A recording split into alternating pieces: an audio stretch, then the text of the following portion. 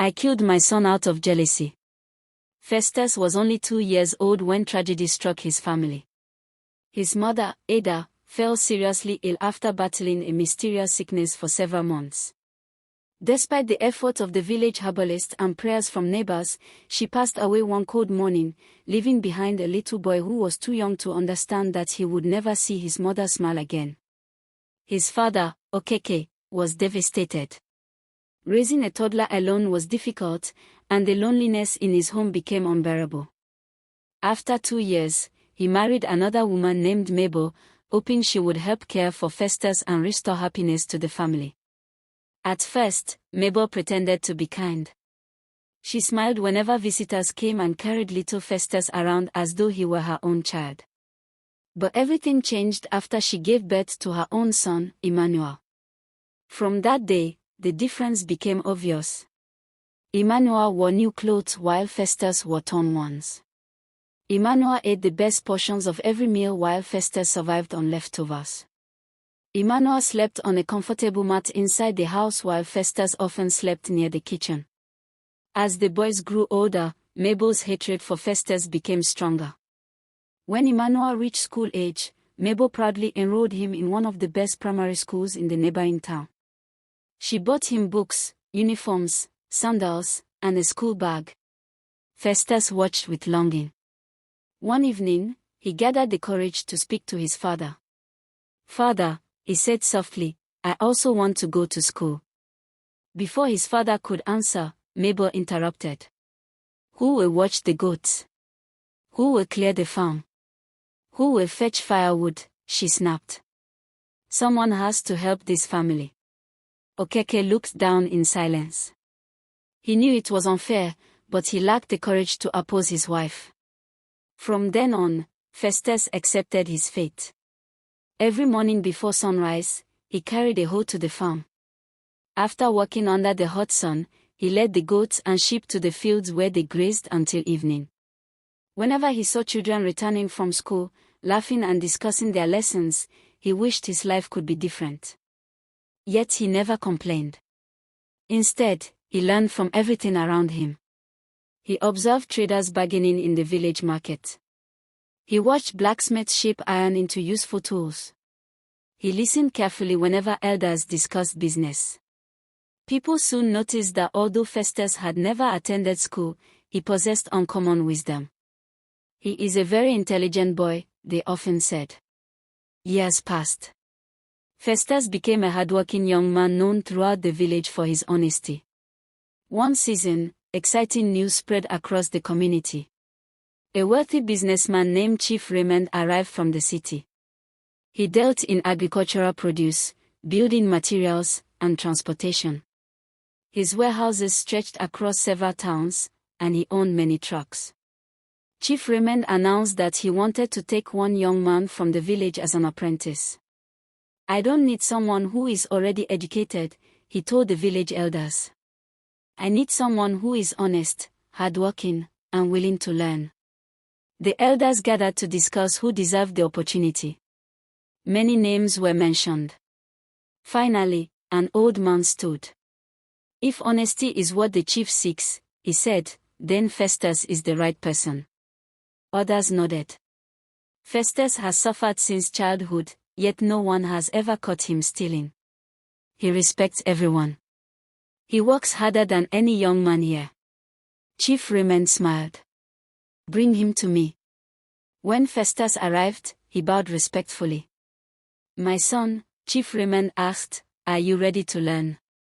"Yes, sir." "Will you obey instructions?"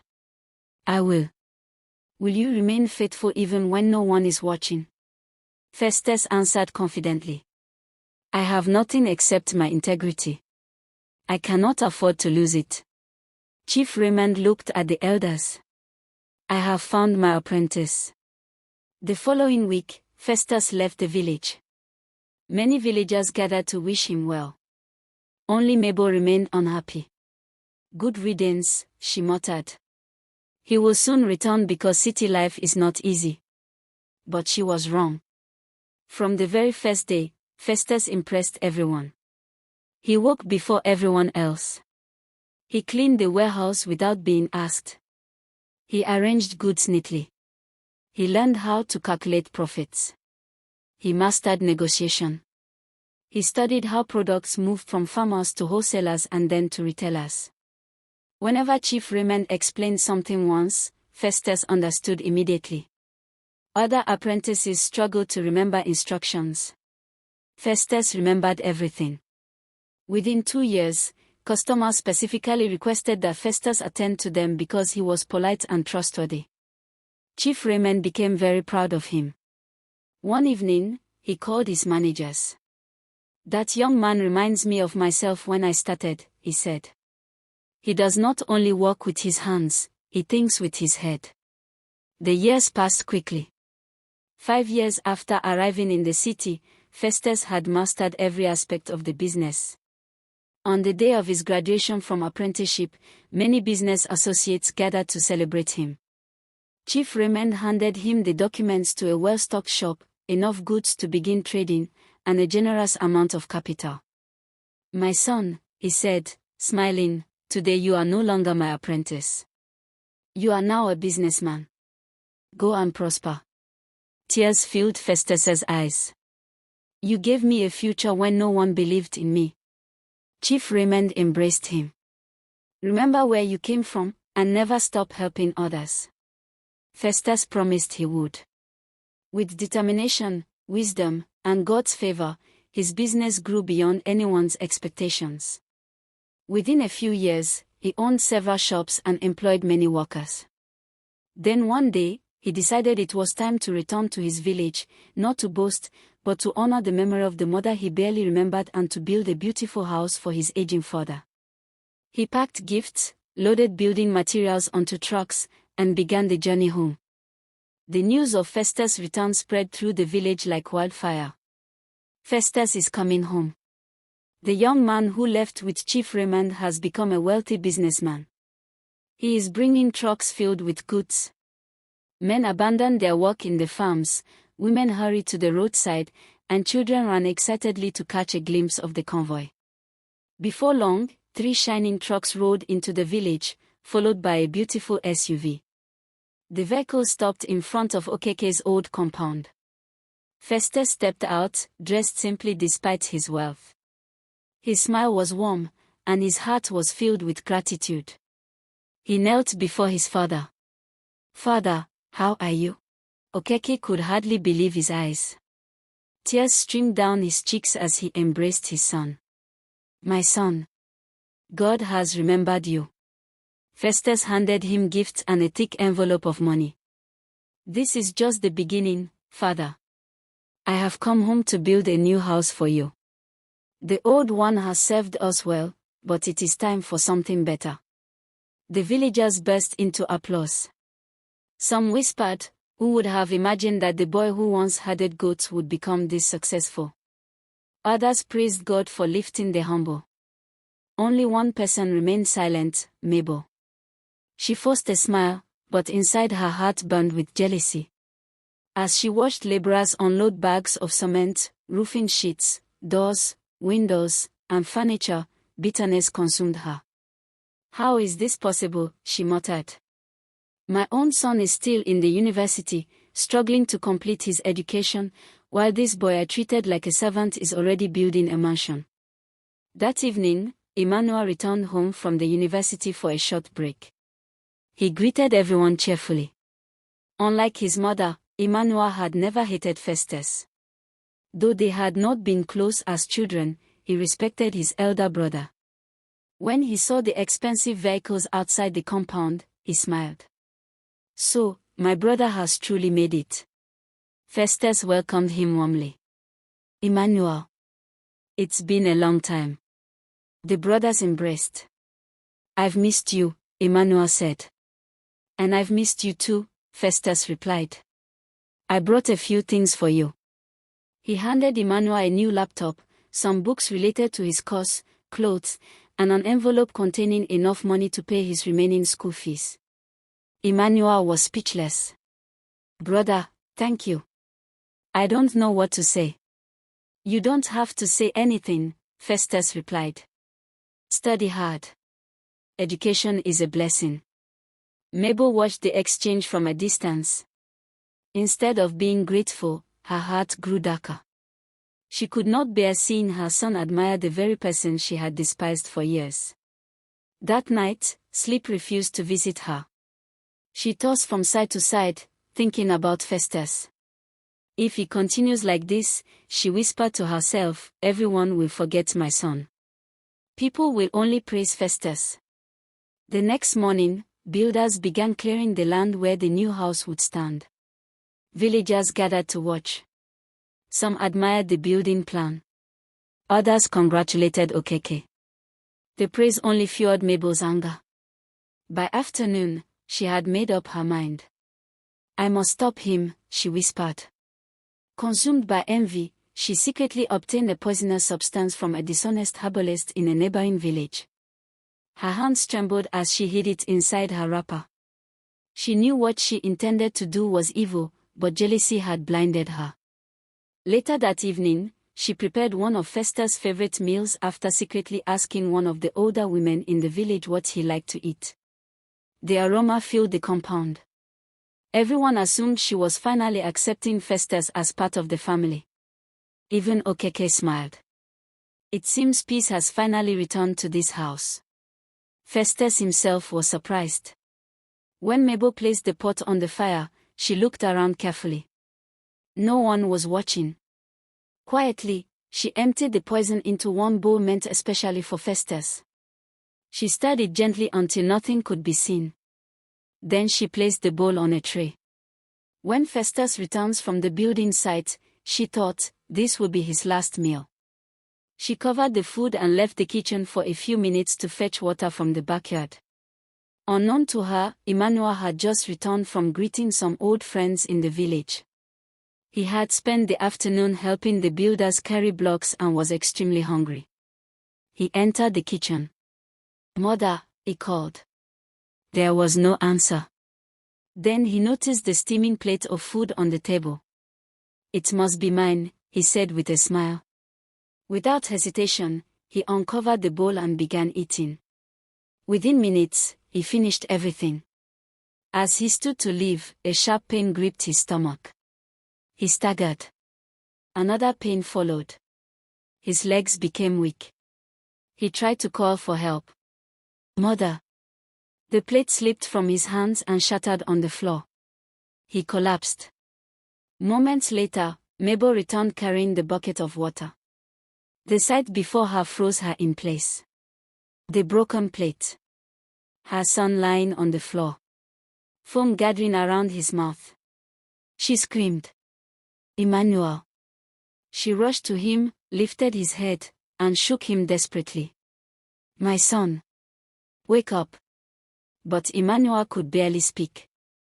With his last strength, he looked at his mother in confusion before his eyes slowly closed. The horrifying truth struck Mabel like lightning. The poison meal she had prepared for Festus had been eaten by her own son. She let out a cry so loud that the entire village came running toward the compound. Within moments, the compound was filled with frightened villagers. What happened? Why is Emmanuel lying on the floor? Someone called for help. Festus, who had been supervising the builders, heard the commotion and ran into the house. He pushed through the crowd and knelt beside Emmanuel. Emmanuel, he cried. The young man's body had already grown weak, and his breathing was becoming shallow. Bring water, someone shouted. No, take him to the clinic, another person said. Festus immediately carried Emmanuel into his vehicle. Father, come with me, he called. Okeke climbed into the car, trembling with fear, while several villagers followed on motorcycles.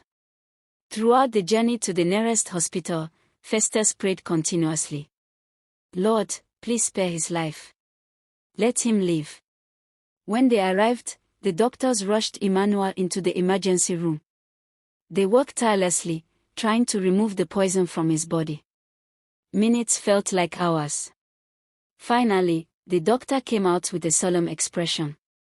I'm very sorry, he said quietly. The poison had already spread through his body before he was brought here. We did everything we could, but we couldn't save him. The words struck the family like a thunderbolt.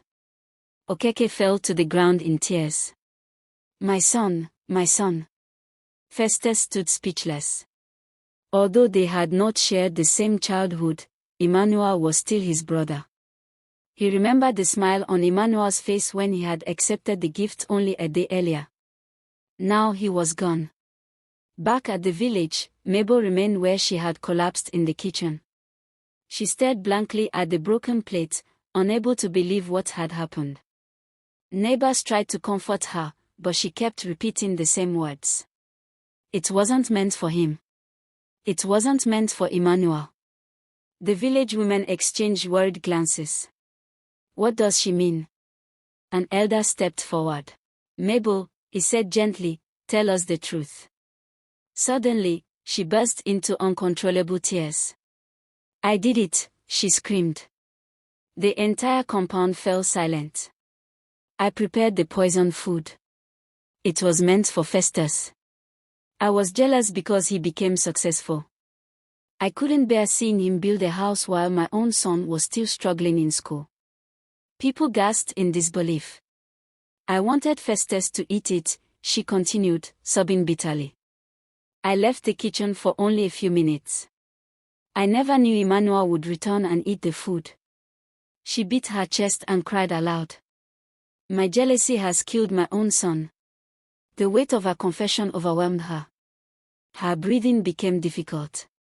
She clutched her chest and suddenly collapsed. Villagers quickly rushed her to the same hospital. The doctors attended to her immediately, but the shock had been too great. Combined with her emotional distress, her body gave way.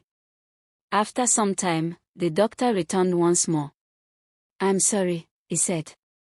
She did not survive. In a single day, jealousy had claimed 2 lives, the mother and her son. The entire village was thrown into mourning.